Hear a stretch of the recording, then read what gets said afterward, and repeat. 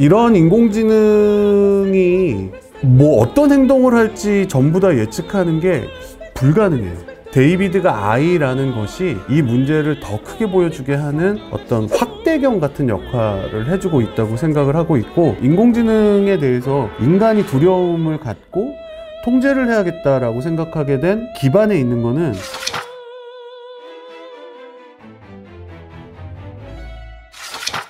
네, 안녕하세요. 외진골목의 골목대장 박외진입니다. 오랜만에 영화 한 편을 들고 찾아왔습니다. 바로 스티븐 스필버그의 영화 AI입니다. 오늘은 제가 주술회전에 고조 사토루라는 캐릭터를 갖고 나왔습니다. 주술회전은 이미 많은 분들이 사랑하고 계시는 그런 작품의 반열에 오르지 않았나 라고 생각이 드는데, 특히 고조 사토루를 좋아하는 분들이 되게 많으실 거예요. 저는 고조 사토루를 보면서 누군가를 지도할 수 있는 사람이 보여줄 수 있는 어떤 그런 가장 커다란 지식을 갖고 있는 그런 리더의 모습이랄까요? 그런 게 저도 누군가에게 뭔가를 얘기하기 전에 더 많은 공부를 해야겠다라는 생각을 늘 갖게 되는데, 고조 사토루가 그런 모습을 보여주는 것 같습니다. 그래서 오늘은 고조 사토루와 함께 골목길 산책을 해보려고 해요.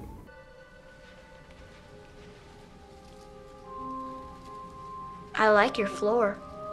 영화 AI는 너무나 유명한 스티븐 스필버그가 스탠리 큐브릭 감독님이 쓰신 원안을 갖고 제작한 영화입니다. 스탠리 큐브릭 감독님께서 처음에 쓰셨던 원안은 뭔가 조금 더 이렇게 큐브릭 특유의 이제 냉소적인 어떤 그런 통찰?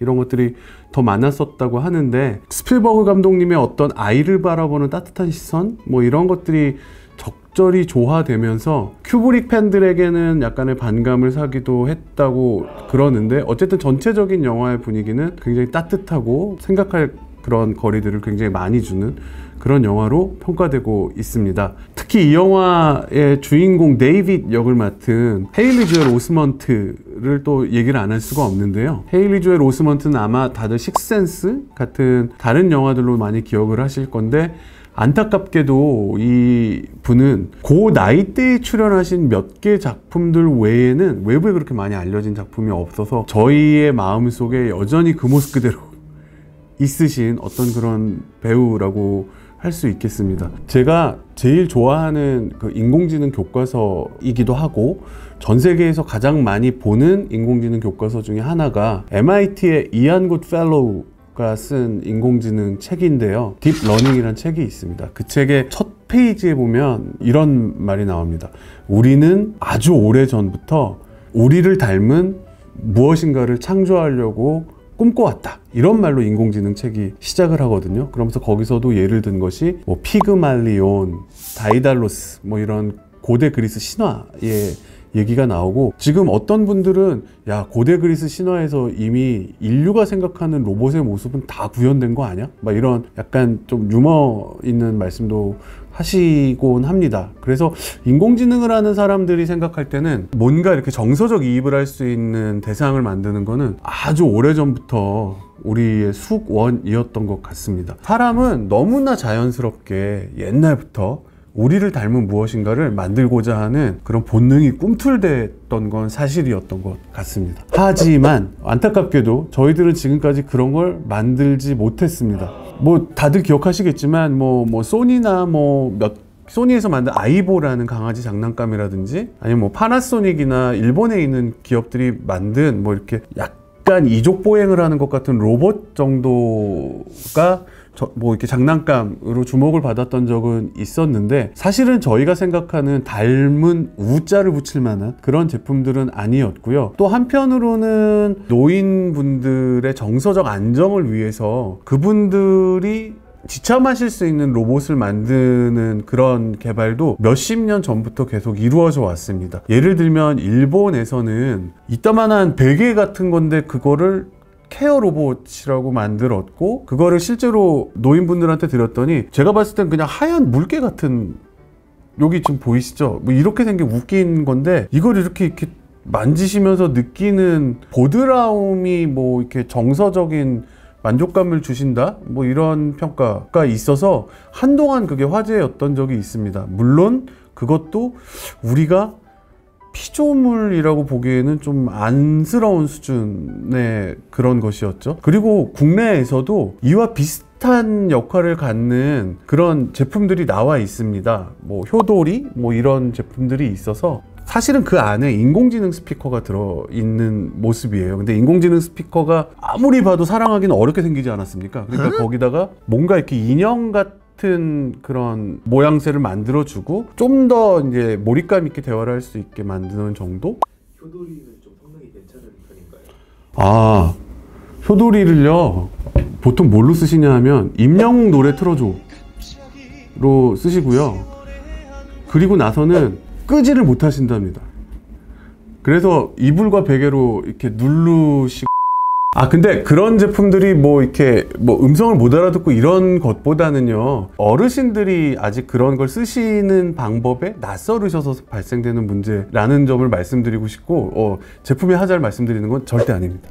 진정한 교감을 나눌 수 있는 그런 로봇은 없었던 것 같습니다. 특히 소피아, 한국에도 왔었던 소피아 같은 경우는 흉악하죠. 노벨상을 받은 제프리 힌튼 교수의 수제자이자 지금 메타에서 인공지능 총괄을 맡고 계신 얀루큰 교수님께서는 소피아를 보고 이런 말씀을 하셨습니다. Real bullshit. If a robot could genuinely love a person, what responsibility does that person hold toward that mecha in return? 사실은 이 영화에서 데이빗이 13살 정도로 설정이 되어 있는 아동형 인공지능이기 때문에 인공지능의 정서적 소통에 대한 윤리적 책임 이슈가 더 부각돼서 보이는 측면이 있는 것 같습니다. 그러니까 데이비드가 아이라는 것이 이 문제를 더 크게 보여주게 하는 어떤 확대경 같은 역할을 해주고 있다고 생각을 하고 있고, 영화는 처음에 로봇 제작사에서 연구원들과 그 프로젝트 리더가 나누는 대화에서부터 그 문제에 대해서 얘기를 나누거든요. 그때도 그런 여성 연구원께서 기계가 사람을 사랑하게 됐을 때 사람이 져야 되는 그런 책임감에 대해서는 아무것도 정해져 있지 않지 않냐고 이렇게 반론을 제기하는 부분이 있는데, 회사 사장님이시죠. 되게 멋있는 말을 하시죠. 하느님은 아담을 본인을 사랑하게 만들지 않았을까요? 뭐 이런 피조물은 조물주를 사랑해야 하는 것이 굉장히 어떤 본질적인 법칙인 것처럼 설정을 하고 영화가 진행이 됩니다. 즉 영화 처음부터 인공지능과 사람이 나누는 정서적 교감이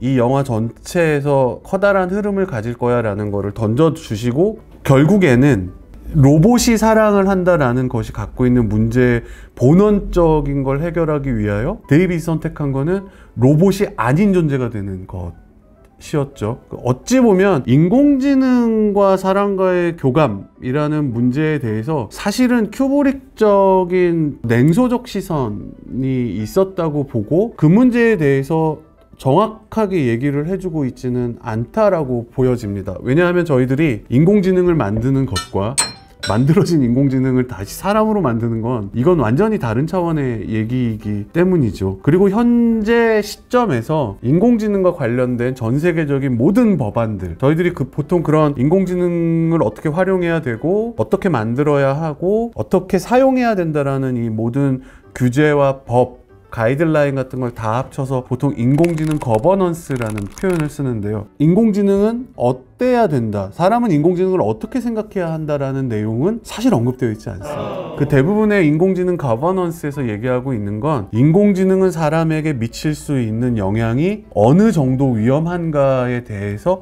구분해 놓았을 뿐이고, 2001년도의 상상을 아직까지 기술적으로도 그리고 규제나 법적으로도 그 어떤 논의 자체가 그렇게 이루어지고 있지는 않은 상황이라고 봐야 할 것 같습니다.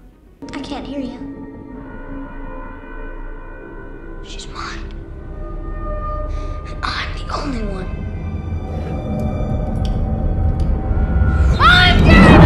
I'm David! 데이빗이 이제 양산형 제품이라는 거를 본인이 확인하는 장면이 있습니다. 그래서 본인의 복제품을 보면서 분노하는 장면이 나오거든요. 당연히 이제 영화적 연출이겠지만 이 부분에 대해서도 한번 생각을 해보면 어쨌든 데이빗을 만들려면 굉장히 거대한 초거대 인공지능이 사용됐을 것 같거든요. 정보의 기본 요소가 되는 소위 파라메터가 아마 몇 천억 개짜리 인공지능이 쓰였을 것 같은데 그럼 배터리 어떡하지?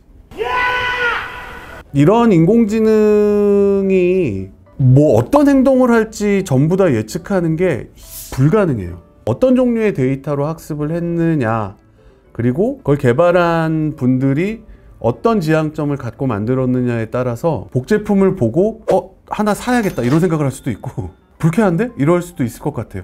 실제로 의도하지 않았던 그런 성질이 나타나는 특성을 초거대 인공지능이 보여주고 있다고 굉장히 많은 곳에서 보고가 됐습니다. 우리가 전혀 예상하지 못했던 그런 행동, 저희들이 보통 그거를 창발적 특성이라고 얘기를 합니다. 어떻게 보면은 전혀 예상하지 못했던 그런 반응들 같은 것들이 나온다는 것이고, 사실은 이러한 창발적 특성이 저희들을 기쁘게 할 수도 있지만 이런 것도 할 수 있었어? 이런 측면에서 의도치 않았던 행동을 하는 것일 경우에 그거를 미리 알고 있지 못했었기 때문에 발생되는 문제에 대해서 우리는 걱정하는 것이거든요. 인공지능에 대해서 인간이 두려움을 갖고 통제를 해야겠다라고 생각하게 된 기반에 있는 거는 두려움이라고 저는 생각하고 있습니다. 그리고 왜 두렵냐 하면은 다 모르기 때문이에요. 챗GPT로 얘기해 보자면 저희가 생각할 수 있는 모든 종류의 질문을 다 해서 테스트하는 건 불가능하지 않겠습니까? 그러니까 얘가 도대체 어떻게 튈지를 모르니까 저희들은 그 두려움의 영역을 규제라는 것을 통해서 굉장히 많이 접근을 하고 있는 상황이라고 말씀드릴 수가 있겠습니다. 결론적으로 데이빗은 나머지 데이빗을 봤을 때 불쾌할지 기뻐할지를 알 수는 없을 것 같습니다. 인공지능이 자아를 갖고 있느냐는 대다수의 학자들은 그렇지 않다라고 얘기를 하고 있습니다. 다만 그렇지 않은 것을 우리는 단언할 수 없다고 주장하는 사람들도 있긴 있습니다. 대표적으로 오픈 AI의 일리아스 스케버 같은 사람인데요. 챗GPT랑 본인이 이제 수많은 테스트를 해보고 대화가 끊겼을 때 챗GPT에서 뭔가 쓸쓸함을 느꼈다, 뭐 이런 MIT랑 인터뷰한 뭐 그런 내용들이 있거든요. 그러면서 자아가 없다고 단정 짓는, 그러니까 그걸 자아가 없음을 증명할 수 있을까? 뭐 이런 종류의 질문을 던졌는데, 인공지능을 현재 원리로 만들어내는 입장에서 보면 데이터들에서 어떤 종류의 규칙을 계속 배우는 그런 방식이기 때문에 인공지능한테 너가 지금 두렵다고 말하는 것과 너는 진짜 두려움을 아니? 라는 거를 분리해서 저희가 확인할 수 있는 방법이 없어요. 물어보면 전 두려워요 이렇게 말하는데 그걸 어떻게 할 수가 없잖아요. 뭐 이렇게 뚜껑 열어서 확인할 수도 없고, 뚜껑 열면 그냥 따뜻하겠죠. 데이비드라는 AI를 보면서 느꼈던 거는 2001년에 생각할 수 있는, 2001년에 우리가 상상할 수 있는 가장 감성적인 형태의 인공 일반지능의 모습을 봤다라고 생각이 듭니다. 인공 일반지능, AGI라고 저희들이 보통 말합니다. 여기 요렇게 생겼어요.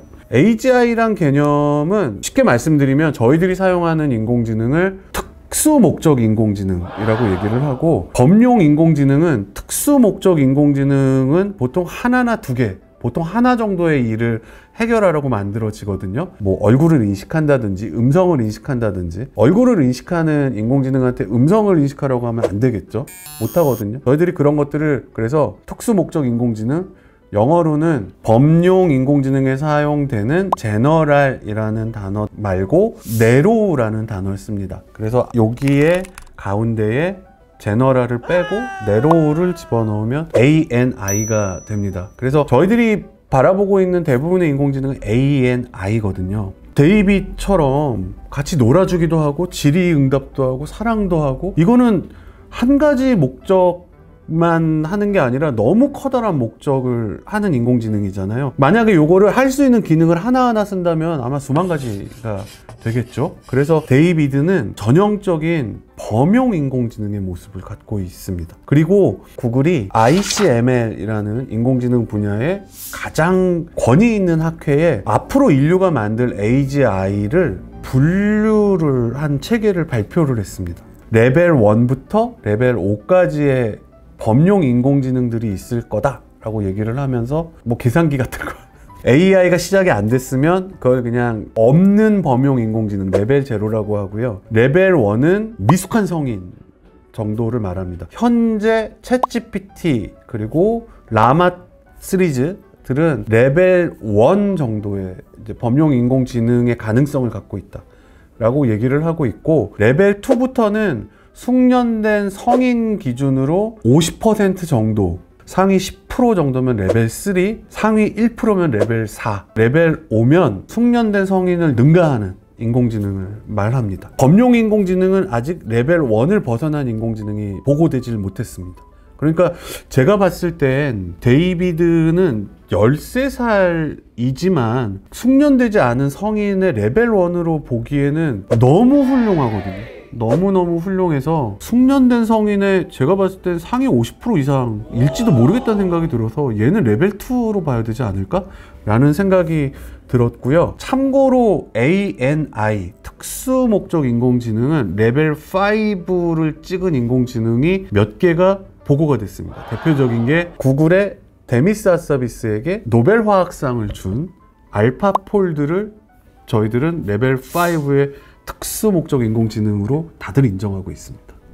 네, 여러분들과 같이 영화 AI 안을 산책하다 보니까 벌써 골목길을 나오게 되었습니다. 오늘 저랑 같이 산책하신 영화 AI는 어떠셨는지 되게 궁금합니다. 뭔가 저희한테 형언할 수 없는 되게 많은 감정을 불러일으킨, 그리고 결말에 대해서도 굉장히 많은 생각을 하게 만드는 그런 영화였다고 생각이 들고요. 인공지능을 하는 사람 입장에서 봤을 때는 언제 저런 인공지능 나올까 하는 한숨이 좀 쉬어지는 그런 영화였습니다. 아무튼 데이빗 그리고 AGI에 대해서 많이들 기억해 주셨으면 좋겠습니다. 그럼 지금까지 외진 골목의 골목대장 박외진이었습니다. 또 재밌는 걸 가지고 찾아뵙겠습니다. 감사합니다.